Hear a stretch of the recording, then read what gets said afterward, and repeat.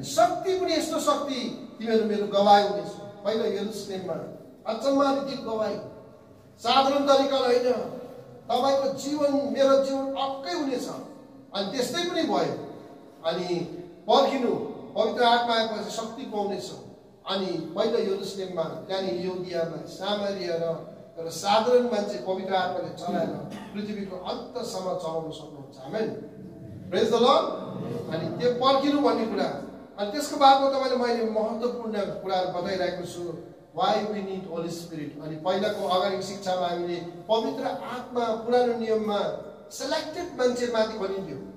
जब जब इस्राएलीलाई गाह्रो पर्थ्यो नि, शत्रुले दुःख दिन्थ्यो अनि उनीहरूलाई बचाउने कोही हुन्थेन, त्यति बेला इस्राएलीहरूको एउटै मकसद प्रार्थना गर्थे, प्रभु बचाऊ, अब हामीलाई शत्रुको हातबाट बचाऊ भन्दाखेरि चाहिँ बचाउनको लागि अब एउटा साधारण मान्छेहरू छ त्यहाँ कुनै बचाउने। अनि पवित्र आत्मा चाहिँ एउटा अर्डिनरी मान्छेहरूमाथि खनिन्थ्यो।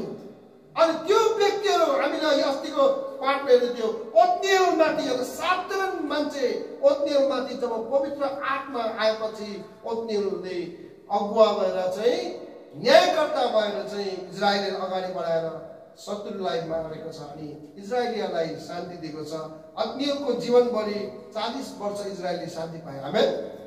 पवित्र आत्माले दिएर जब चलाउँदा त्यसपछि हामीहरूसँग गिदोनमाथि आएको कुरा हेर्छौँ, सेमसोनमाथि पवित्र आत्मा बनिएको देख्छौँ।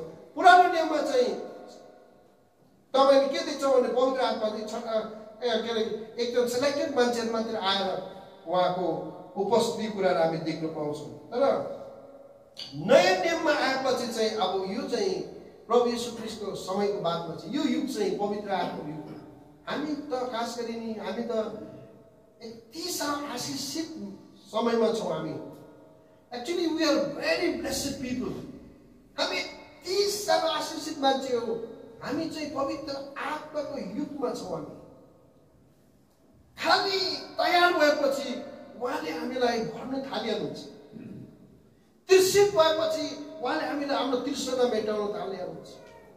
अनि हामी पवित्र आत्मालाई प्रभुलाई प्रार्थना गर्न थाल्छ, हाम्रो प्रार्थनाहरू सुन्न थालिहाल्छ।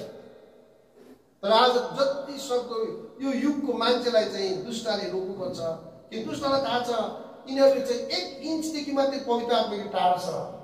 यदि आज पवित्र आत्मालाई चाहिँ उनीहरूले पुकार्न गर्न थाल्यो, भरपुरी हुन थाल्यो भने मेरो बिजोग हुन्छ। अनि उसको कोसिस जति सक्दो कोसिस चाहिँ तपाईँले मलाई चाहिँ पवित्र आत्माको शिक्षामा कन्फ्युजन ल्याउनु अनि पवित्र आत्मादेखि टाढो बनाउने काम चाहिँ दुष्टले गर्छ। अनि जति सक्दो शरीरमा हामीलाई बलियो बनाउने, शरीरप्रति अभिलाषा कुरामा हामीलाई लान्छ। अनि आज हामीलाई शैतानले झुट बोल्छ, लाए उसको झुट बोलाइले चाहिँ आज तपाईँले मलाई चाहिँ पवित्र आत्मा नजिक आउनै दिँदैन। त आज यो किन यति लामो यो सालभरि हामी पवित्र आत्माकै कुराहरू किन गर्दैछौँ? This is very very important. पवित्र आत्माले भरिएको मण्डली बेग्लै हुन्छ, पवित्र आत्माले भरेको व्यक्तिहरू बेग्लै हुन्छ। त आजको दिन हामी सिक्नेछौँ पवित्र आत्माको हेर्नुहोस्, पवित्र आत्मा को हुनुहुन्छ? हु इज होली स्पिरिट? यदि आज पवित्र आत्मा चाहिँ को हुनुहुन्छ भने हामीले चिनेनौँ भने त आज यो हाम्रो लागि दुःख लाग्ने